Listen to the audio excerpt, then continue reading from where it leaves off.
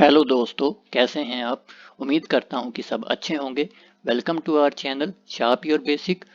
आज फिर से मैं कुछ बेसिक कॉन्सेप्ट्स लेके आया हूं कंप्यूटर के, जो आपकी हेल्प करेंगे आपके एग्ज़ाम में। तो चलिए स्टार्ट करते हैं। सबसे पहले हम बात करेंगे वर्क फ्लो ऑफ कंप्यूटर के बारे में कि कंप्यूटर में काम कैसे होता है, या फिर वर्क फ्लो डायग्राम क्या होती है।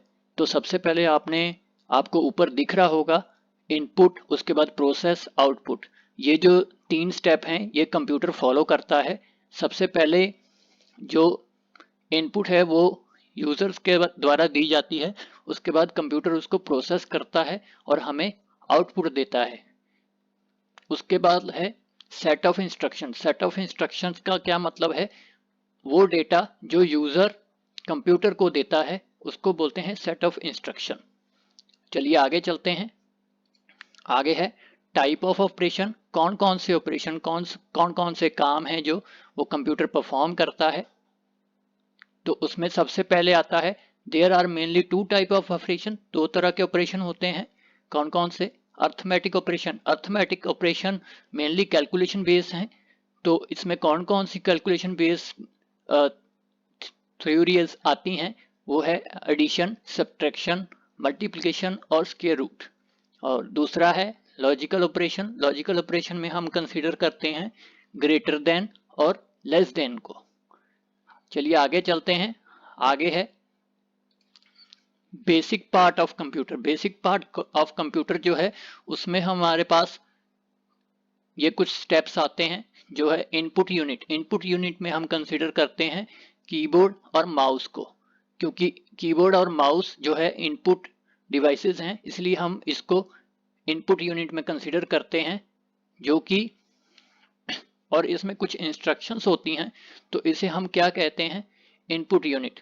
आउटपुट यूनिट में प्रिंटर्स आते हैं और विजिबल डिस्प्ले यूनिट आता है, जिसको हम जो हमें प्रोवाइड करता है इंफॉर्मेशन, और जो हमें फॉर्मेट प्रोवाइड करता है किसी भी इंफॉर्मेशन का, उसको हम क्या बोलते हैं, आउटपुट यूनिट।